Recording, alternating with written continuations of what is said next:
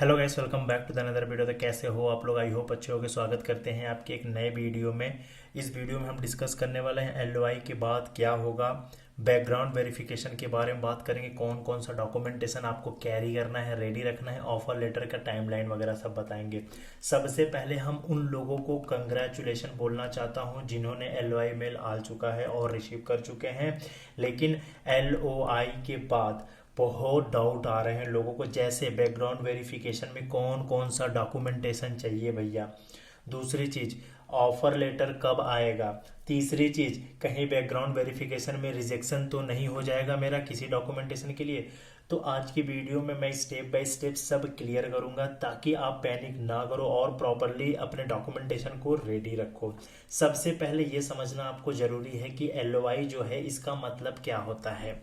जो आपको LOI mail देखने को मिला है, इसका एक सिंपल सा मतलब होता है कंपनी ने आपको हायर करने का डिसीजन ले लिया है। और दूसरी चीज, अब प्रोसेस फॉर्मली डॉक्यूमेंटेशन स्टेज में आ चुका है। यही दो पॉइंट होता है आपका एलओआई मेल का मतलब। आपको क्लियर हो गया होगा। अब हम बात करने वाले हैं, नेक्स्ट पर बात करेंगे कि जनरली जो होता है एलओआई के बाद कुछ कुछ इनका फ्लो स्टेप फॉलो करते हैं। सबसे पहला जो होते हैं, this is called colour change करते हैं, ठीक है।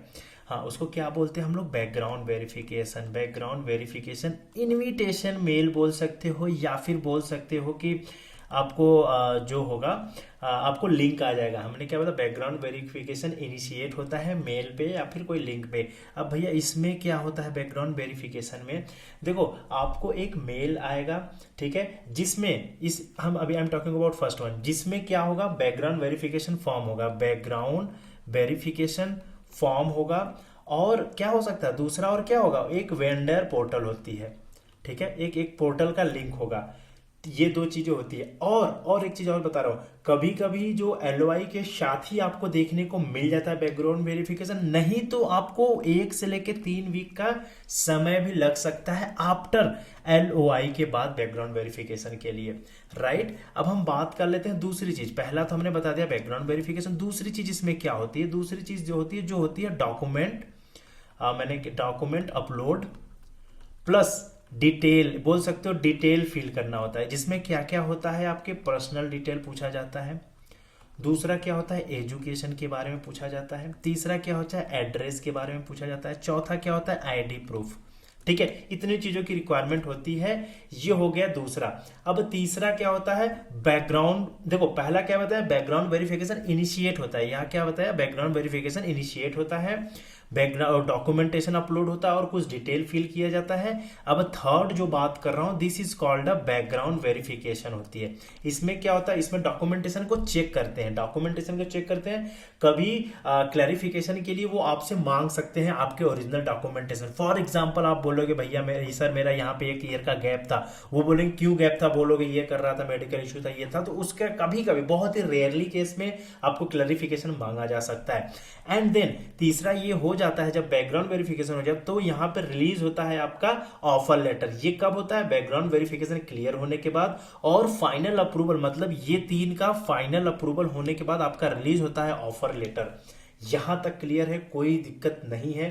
अब हम नेक्स्ट स्टेप पे आ जाते हैं, जिसमें हम बात करेंगे कि आपको बैकग्राउंड वेरिफिकेशन के लिए कौन सा डॉक्यूमेंटेशन को रेडी रखना है, राइट। हमने क्या बताया? डॉक्यूमेंटेशन रेडी कौन कौन सा रखना है। सबसे नंबर 1 पे देखो, एक आइडेंटिटी प्रूफ चाहिए। क्या? Identity proof. आइडेंटिटी प्रूफ चाहिए आपको। अब इसमें आप क्या रख सकते हो? आधार कार्ड। ये चीज लेके जाना भाई, आधार कार्ड। दूसरा पैन कार्ड। तीसरा पासपोर्ट, अगर है तो, नहीं है तो कोई बात नहीं। ये आइडेंटिटी प्रूफ हो गई आपकी। अब दूसरा देखो, अब हर चीज में आपने जो फॉर्म फिल किया वहां पे 2 चीजें सबसे ज्यादा इंपॉर्टेंट देखी जाती है। मैं रेड से करता। सबसे पहला जो देखी जाती है, आपका नाम कहीं गलत नहीं होना चाहिए। और दूसरा जो देखी जाती है, डेट ऑफ बर्थ। ये हमेशा सेम होना चाहिए, राइट। स्पेलिंग वगैरह अगर छोटे मोटे स्पेलिंग मिस्टेक है तो यूजुअली वो उतना कंसीडर नहीं करते, बट यार एग्जैक्टली सेम रखो, नहीं तो बहुत सारे प्रूफ वगैरह होने, मतलब बहुत सारे प्रूफ मांग लेंगे, राइट। सबसे पहला मैंने क्या बताया? Identity verification. दूसरा address verification. This is called address proof. आपसे एड्रेस प्रूफ भी मांगेंगे, जिसमें क्या दे सकते हो आप? जैसा मैंने बताया, आधार दे दो, पासपोर्ट दे दो, वोटर आईडी कार्ड है तो वो दे दो, या फिर जहां पे करेंट रह रहे हो उसका कोई डिटेल है तो वो दे सकते हो। अगर एड्रेस डिफरेंट है तो यहाँ पे ऐसा कुछ इश्यू नहीं, जहां पे रह रहे हो वहां पे इलेक्ट्रिसिटी बिल जो भी है उससे भी काम हो जाता है, लेकिन बहुत ही रेयरली ये पूछते हैं, राइट। दो हो गया। अब तीसरे पे आते हैं, we are talking about in third में क्या होती है, एजुकेशन डॉक्यूमेंटेशन के बारे में बात कर लेते हैं। इसमें 10th का मार्कशीट, ठीक है, और पासिंग सर्टिफिकेट। ये देखो, ये सब मैं सेफ जोन के लिए बोल रहा हूं, रेडी रखना। 10th का मार्कशीट और पासिंग सर्टिफिकेट। अब 12th का मार्कशीट प्लस सर्टिफिकेट रख लेना, राइट। ये दो चीज। अब अगर ये तो 10th और 12th का होगा। अब ग्रेजुएशन की बात कर लेते हैं। हमने ग्रेजुएशन में क्या हुआ, ऑल सेमेस्टर, सारे सेमेस्टर का मार्कशीट रख लेना, ऑल सेम मार्कशीट। बोलोगे भैया मेरे पास नहीं है, तो देखो यार उनका इंटरनली पोर्टल होगा, जिस भी कॉलेज में पढ़ रहे हो, नहीं होगा तो जिस सेमेस्टर तक हुआ है उतने सेमेस्टर का आप लोग अपना सीजीपीए वगैरह का लेके चले जाना, ठीक है। और आप बोल सकते हो यहाँ पे बोनाफाइड वगैरह भी ले सकते हो सेफ जोन में, कि हम यहाँ कॉलेज में पढ़ते हैं, ये है। बाकी प्रोविजनल डिग्री सर्टिफिकेट ले सकते हो अगर पास आउट हो गए तो। मैंने क्या बताया, प्रोविजन या फिर डिग्री सर्टिफिकेट, राइट। इतने चीजें ले सकते हो। देखो ये सारा चीज इंपॉर्टेंट है। अब हम बात करें सीजीपीए का percentage conversion board university rule के अकॉर्डिंग ही होना चाहिए, नहीं तो नहीं होना चाहिए, राइट। जैसे आपने बोला आपके अकॉर्डिंग आपके कॉलेज में सीजीपीए चलता है, तो आपके जो है आपने जो डॉक्यूमेंटेशन लिया उस पर सीजीपीए लिखा होना चाहिए। अगर आपका परसेंटेज चलता है तो परसेंटेज आपके कॉलेज के अकॉर्डिंग ही होना चाहिए, राइट। तीसरा क्लियर हो गया। चौथे की बात करते हैं, और चौथे क्या, रेज्यूमे। कौन सा रेज्यूमे लेके जाओगे, जो आप इंटरव्यू में लेके गए तो वही रेज्यूमे जाओगे, अलग मत लेके जाना। जो रेज्यूमे इंटरव्यू में दिया था सेम डिटेल रखो, प्रोजेक्ट स्किल ये दोनों चीज सेम रखो, कुछ गलत मत करना या फिर कुछ अपडेट मत करना, राइट। अब पांचवा क्या होता है, एम्प्लॉयमेंट के कुछ डॉग, अगर है तो, नहीं है तो कोई इश्यू नहीं है। जैसे अगर आप बोलो कि मेरे पास एक कंपनी का ऑफर लेटर है तो वो लेके जा सकते हो। मैंने कहीं कंपनी में काम किया है तो उसके एक्सपीरियंस लेटर लेके जा सकते हो। अगर मैंने ये कंपनी छोड़ा है तो अब उसका ऑफर लेटर, उसका एक्सपीरियंस लेटर, और उसका बोल सकते हो रिलीविंग लेटर, ठीक है। इतना चीज ये फ्रेशर के लिए नहीं है, ये अगर एक्सपीरियंस है 1 ईयर समथिंग तो उनके लिए है। अगर फ्रेशर हो तो ये पार्ट आपका स्किप हो जाता है। आई थिंक इसमें मैंने पूरा डिटेल में बता दिया कौन कौन से डॉक्यूमेंटेशन का आप लेके जाओगे, तो आपके पास आई थिंक अब कोई क्वेश्चंस नहीं होगा कि भैया मार्क कम है रिजेक्ट हो जाएंगे, या 10th और 12th में नेम मिसमैच है तो रिजेक्ट हो जाएगी। ये सबसे ऐसा कुछ नहीं होगा। अगर लेकिन जेन्युइन चीजें रखो कोई इशू नहीं होगा, राइट। सबसे पहले यूजुअली देखो 10th और 12th में नाम मिसमैच है तो यूजुअली वो सर्टिफिकेशन वगैरह का जो भी एफिडेविट बनवाते हैं और बना लोगे तो बेटर होगा। मैं सिंपल से बता रहा हूं, अगर आपके 10th में और 12th में नेम मिसमैच है तो प्लीज आप क्लैरिफिकेशन के लिए एफिडेविट मांगते हैं, उसको बनवा लेना। अगर मार्क्स कम है रिजेक्शन हो जाएगा नहीं, अगर एलिजिबिलिटी मीट हो रही है तो आपको रिजेक्ट नहीं करेंगे।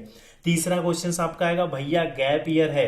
देखो गैप का सिंपल रीजन एक्सप्लेन करोगे तो वैलिड होता है। आपके पास एक एटलीस्ट आप रख के जाओ, अगर गैप है तो प्लीज एक सिंपल रीजन रख के जाओ। बैकग्राउंड वेरिफिकेशन फेल होता है, ये क्वेश्चन आप लोग को सिर्फ तब होता है जब आप फेक डॉक्यूमेंटेशन देते हो, तो ये बैकग्राउंड वेरिफिकेशन आपका फेल हो जाता है। मैं सिंपल से बोल रहा हूं, हमेशा यार हमेशा आप लोग जो भी ओरिजिनल डॉक्यूमेंटेशन दो और जो है यहाँ पे ऑनेस्ट चीजें बताओ तो बहुत ही सेफ रहोगे, राइट। यहां तक क्लियर है। अब हम नेक्स्ट भी बात करते हैं ऑफर लेटर का टाइमलाइन के बारे में बता देते हैं। अब सबसे कॉमन क्वेश्चन है भैया एलओआई के बाद ऑफर लेटर मतलब ओएल कब तक आता है। एवरेज टाइम की बात करें ब्रो, जब एलओआई के बाद जो ऑफर लेटर का सफर होता है वो 2 से लेके 6 वीक का समय लग जाता है उसके बाद, ठीक है।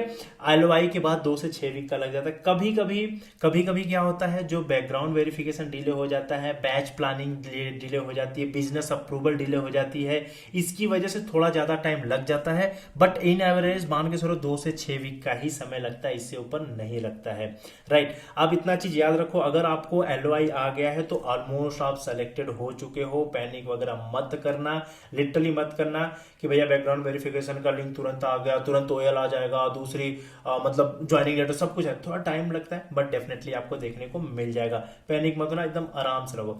अगर ये वीडियो अच्छी लगी हो तो कमेंट सेक्शन में एलओआई मिल चुका है ऐसा करके कुछ कमेंट कर देना, या एलओआई रिसीव कर देना। वीडियो को लाइक कर दो, चैनल को सब्सक्राइब कर दो। बाकी मिलेंगे नेक्स्ट वीडियो में, तब तक के लिए all the best for your IT journey. Follow कर लेना यार, जॉब लगवा दूंगा। बाय।